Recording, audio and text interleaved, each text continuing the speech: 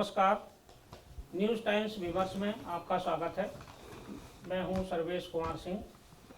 विमर्श में आज हम चर्चा करेंगे राष्ट्रीय तकनीक और राष्ट्रीय सुरक्षा पर। राष्ट्रीय सुरक्षा में तकनीक का कितना उपयोग हो सकता है और तकनीक किस तरह से नुकसानदायक भी साबित हो सकती है, इन विषयों पर हम चर्चा करेंगे। कई घटनाएं पिछले 4-5 दिन में घटित हुई हैं, जिसके कारण ये विषय सामयिक हुआ है कि इस पर चर्चा की जाए। आज हमारे बीच इन विषयों पर चर्चा के लिए मौजूद हैं श्री योगेश कुमार मिश्र जी।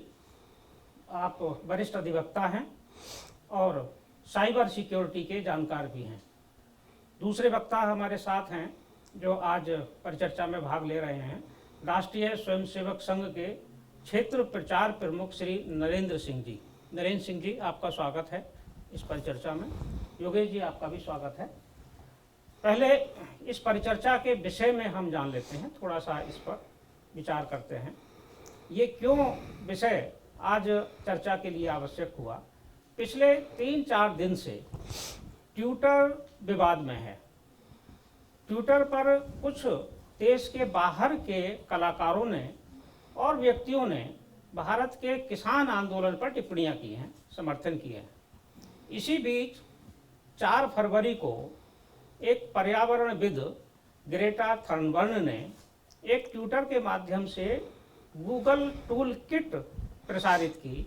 इस टूल किट में जो मैटर था वो देश विरोधी था, देश में आंदोलन को भड़काने वाला था और यहाँ उससे हिंसा हो सकती थी, कानून व्यवस्था की स्थिति के लिए गंभीर चुनौती बन सकती थी। हालांकि उस गूगल टूल किट को कुछ ही घंटों में डिलीट कर दिया गया, उसे हटा लिया गया।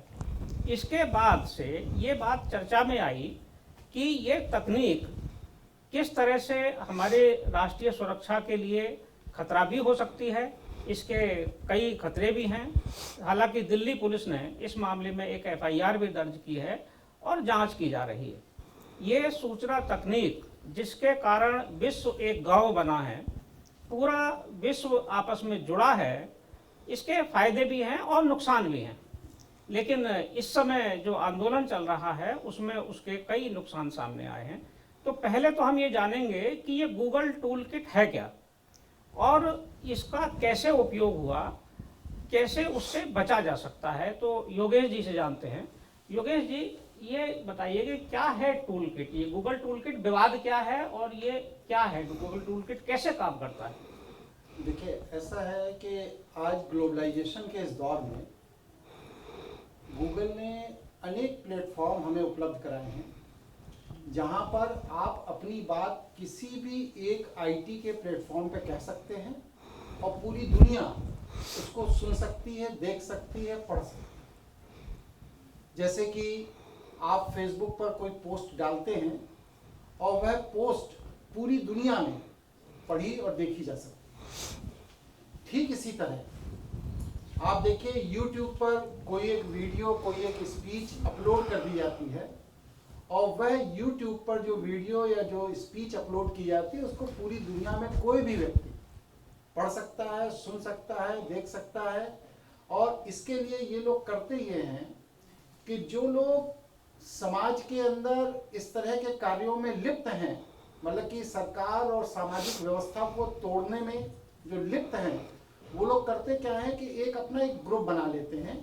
10,000, 20,000, लाख, कई लोगों के ग्रुप तो इतने बड़े हैं कि उनमें करोड़ों लोग पूरी दुनिया के शामिल होते हैं और वो उन्हीं की मानसिकता के नकारात्मक प्रभाव के लोग होते हैं।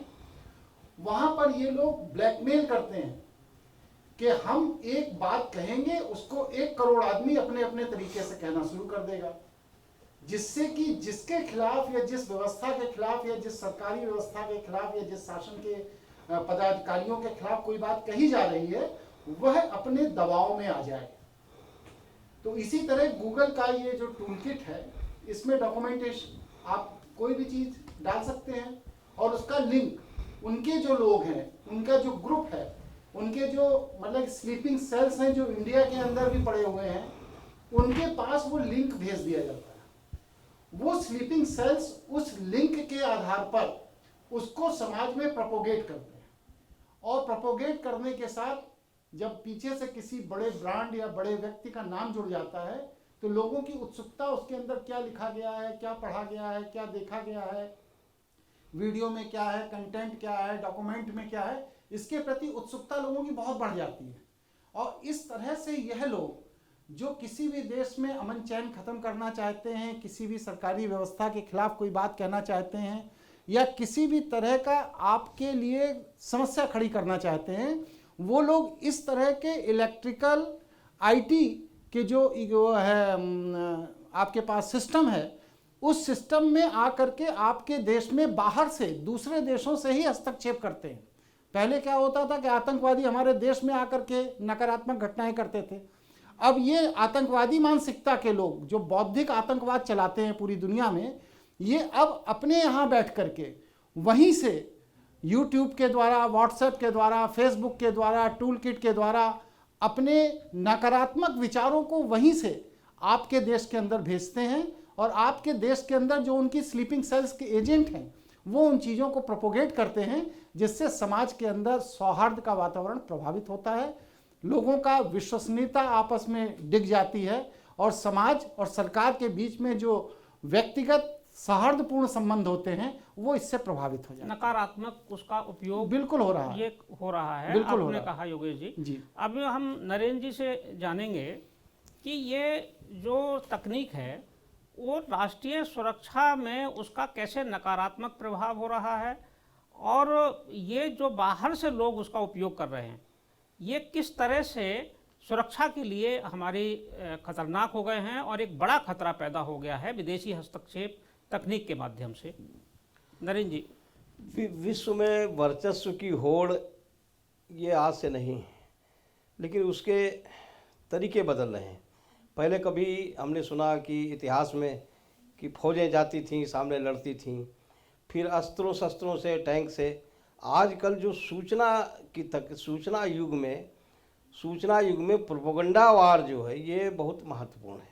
कौन कितना प्रोपेगेंडा कर लेगा, कुल मिलाकर के उसको अगर माने प्रचार की भाषा में कहें कि सूचना हमारी कितनी, सूचना की गति और सूचना की पहुंच तो कितनी तेज है, उतने ही देर में अपनी बात को हम स्थापित कर सकते हैं।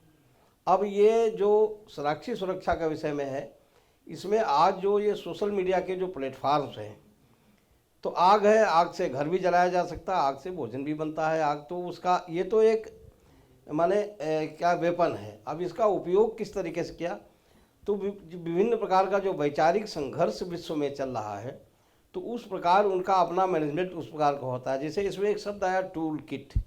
अब टूल किट क्या है? टूल किट मान लिया कोई विषय है, मैं हिंदुत्व की बात करता हूँ, एक पक्ष कहता है कि हिंदुत्व से विश्व का कल्याण का मार्ग हिंदुत्व प्रशस्त कर सकता है। एक ही उसी देश में एक वर्ग ऐसा है जो कहता है हिंदुत्व जो है सांप्रदायिकता फैलाता है, हिंदुत्व की बात से दंगे होते हैं, आदि आदि विषय।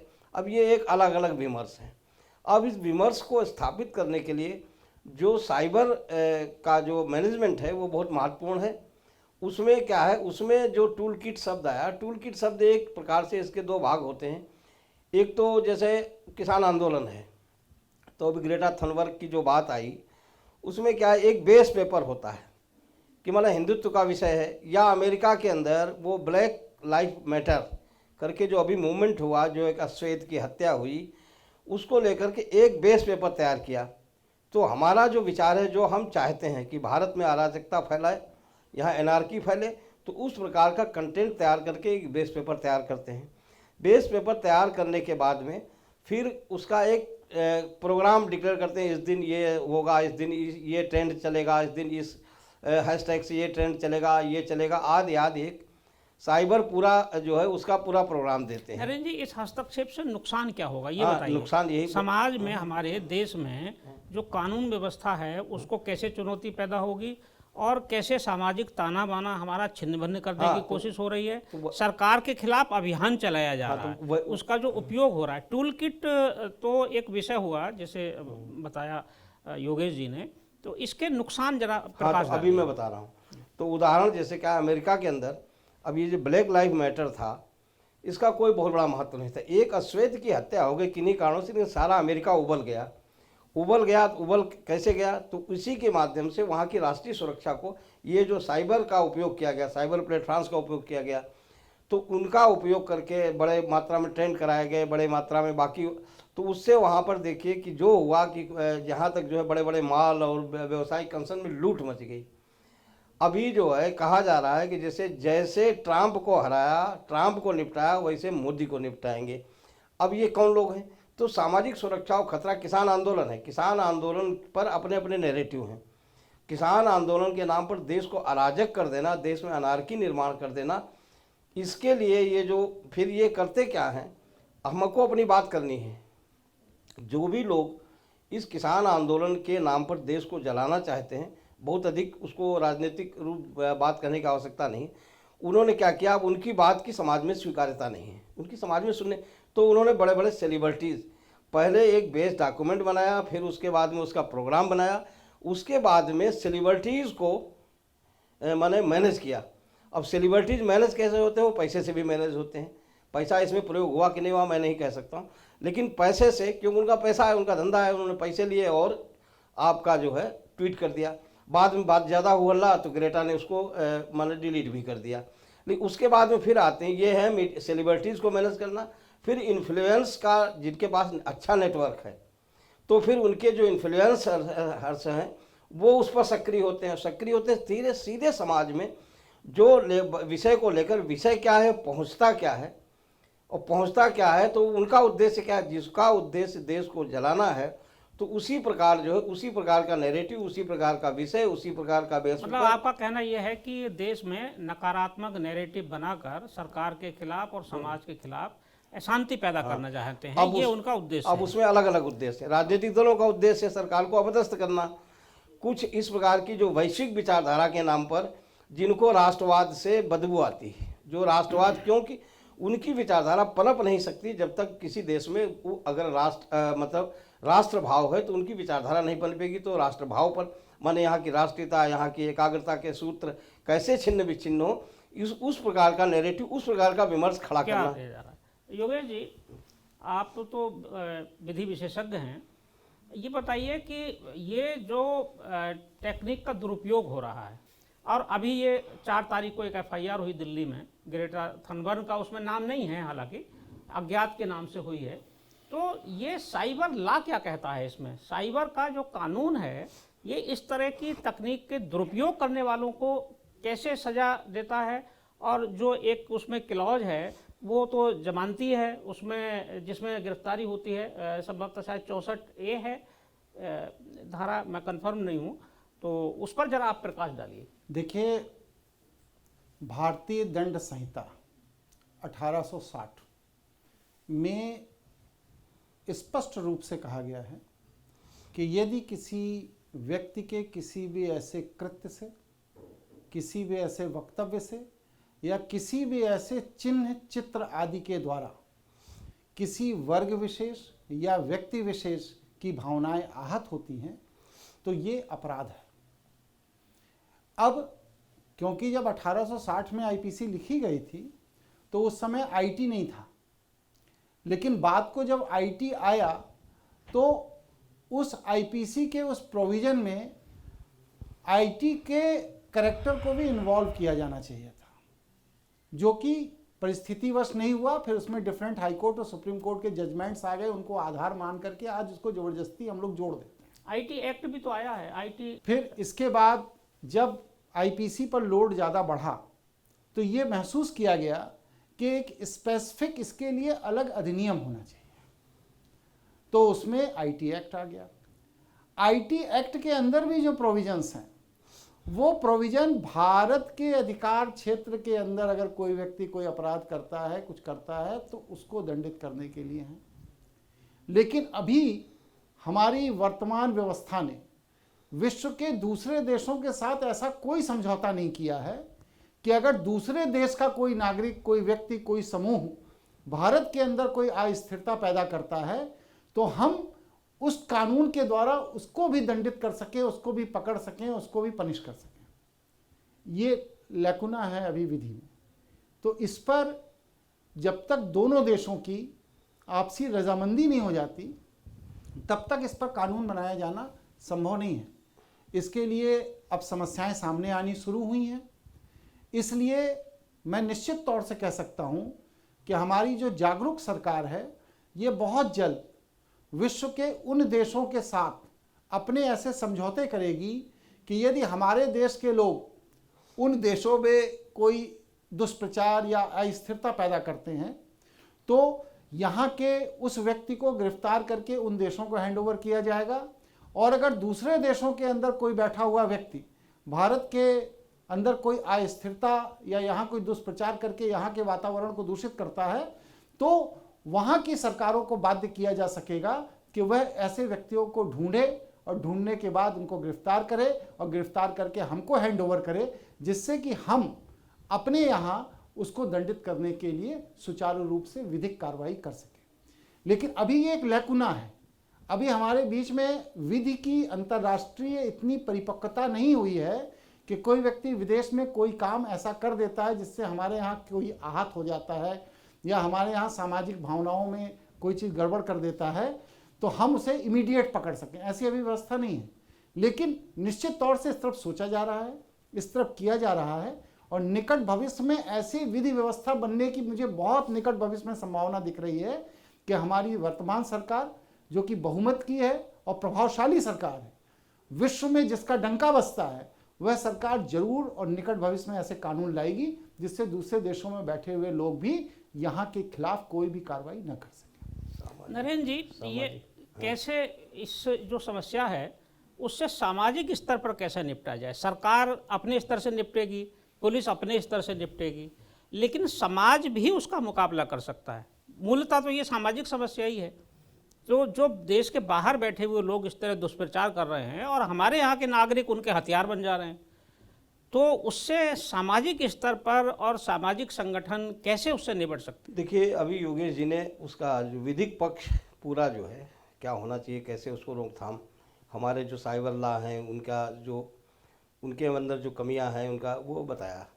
लेकिन ये केवल सरकार और कानून उसके सहारे ही संभव नहीं है। जब तक क्या कहते हैं, जैसे एक विमर्श शब्द आया, तो जब तक विमर्श हमारे पक्ष में नहीं होगा तो विमर्श के लिए समाज की सहभागिता ये बहुत आवश्यक है। अभी क्या है कि हमारे यहाँ कितने प्रतिभागी हैं, बहुत फेसबुक पर या नेट यूज करने वाले बहुत बड़ी संख्या है, लेकिन उनका प्रयोग वो किस प्रकार करते हैं, तो उसके लिए सामाजिक जो जागरूकता है, समाज में अवेयरनेस है, इस प्रकार का आया तुरंत ट्वीट आ गया, रिट्वीट हो गए, लेकिन हम उसके पर सजग नहीं रहते। इसके लिए समाज को सजग करना पड़ेगा। और जो सामाजिक संगठन हैं या राजनीतिक संगठन हैं जो भी हैं, उनके सब में लगभग जो है वो मीडिया सेल है, सबका मीडिया नेटवर्क है। उस नेटवर्क का बाकी के वो अपने माने इवेंट्स का, अपने संगठन के कार्यक्रमों का प्रचार प्रसार के साथ ठीक है, लेकिन ये जो राष्ट्रीय महत्व के विषय हैं, कोई भी आकर हमारे देश को जो है और अराजकता फैला देगा, उसके विषय में थोड़ी जागरूकता और सामाजिक संगठनों को भी इसका दायित्व तो समझना पड़ेगा, क्योंकि समाज के अंदर कोई बात ले जाने के लिए सामाजिक संगठनों की बड़ी भूमिका रहती है, समाज में उनकी स्वीकार्यता भी रहती है। ऐसे बड़े बड़े भी संगठन हैं, राष्ट्रीय स्वयंसेवक संघ जैसे, जिनके करोड़ों जो है वो समर्थक और लाखों कार्यकर्ता हैं। तो सबको मिलकर के एक ऐसी समाज में जागरूकता एक वो खड़ी करनी पड़ेगी और तत्काल उस परिस्थिति को समझ करके उसका निषेधात्मक उपाय ये है, अगर अगला जो है विरोधी जितना कर रहा है उससे बड़ा नेटवर्क हमको खड़ा करना पड़ेगा और तत्काल हमारा भी नेटवर्क उस पर सक्रिय हो सके। अभी ऐसी स्थिति देश में दिखती नहीं है, प्रयास भी चल रहे हैं, माने सामाजिक संगठनों के प्रयास भी चल रहे हैं, लेकिन बड़ी मात्रा में इस प्रकार के सामाजिक संगठनों को बाकी गतिविधियों के साथ साथ ये जो साइबर एक्टिविटीज़ हैं, माने ये जो प्रोपगंडा वार है, इस प्रोपगंडा वार के लिए भी देश को तैयार करना पड़ेगा। उसमें सामाजिक संगठनों की बड़ी भूमिका हो सकती है कि अगर वो दुष्प्रचार कर रहे हैं तो हम उसका पॉजिटिव, उसका सही पक्ष क्या है वो तत्काल जितनी जल्दी, मैंने पहले ही कहा था कि ये सूचना की जो स्पर्धा है, जिसकी सूचना जितनी जल्दी पहुंचेगी, विरोधी के घर पहुंचेगी तो विरोध के पक्ष में विमर्श बनेगा, उसका विमर्श बनेगा। हमारी सूचना अगर राष्ट्र सूचना अगर पहुंचेगी तो उस हमारे पक्ष में विमर्श बनेगा। इसलिए इस सामाजिक संगठनों को एक इस प्रकार से अपना जो भी कार्य करता है, बाकी का सब काम करते हुए उसके संगठनों की जो भी गतिविधियां हैं, विमर्श में अब आज जो ये चर्चा हुई विमर्श में हमारी बड़ी सार्थक रही, और इसमें ये विचार निकल कर आया कि एक तो जो हमारे कानून की खामियां हैं उनको दूर किया जाए। हमारे यहाँ एक्ट है, आईटी एक्ट है, लेकिन उसमें जैसा कि सामने आया विमर्श में कि ऐसी खामियां हैं कि अगर कोई देश के बाहर बैठा हुआ व्यक्ति है उसको दंडित करना है तो उसके लिए जो बाहरी जो दूसरे देश हैं, अपने पड़ोसी देश हैं या अन्य देश हैं, उनके साथ एक समझौता होना चाहिए। दूसरी बात विमर्श में ये आई निकल कर कि हमें ऐसे खतरों से निपटने के लिए सामाजिक जागरूकता बढ़ानी पड़ेगी और समाज को सक्रिय करना पड़ेगा, और एक अपने अंदर भी समाज में एक बड़ा नेटवर्क खड़ा करना पड़ेगा जो उनको जवाब दे सके। ये दो महत्वपूर्ण बातें आज के विमर्श में आई सामने, और ये दोनों ही राष्ट्र की सुरक्षा के लिए बहुत महत्वपूर्ण है, क्योंकि हमारा विषय आज का है तकनीक और राष्ट्रीय सुरक्षा। अब विमर्श में आज बस इतना ही। कल फिर मिलेंगे किसी खास विषय के साथ, नए अतिथियों के साथ। आज के अतिथि योगेश कुमार मिश्र जी को मैं आभार व्यक्त करता हूं कि हमारे कार्यक्रम विमर्श में पधारे, और नरेंद्र सिंह जी को भी बहुत बहुत आभार, धन्यवाद। नरेंद्र सिंह जी ने कार्यक्रम में भाग लिया। नमस्कार।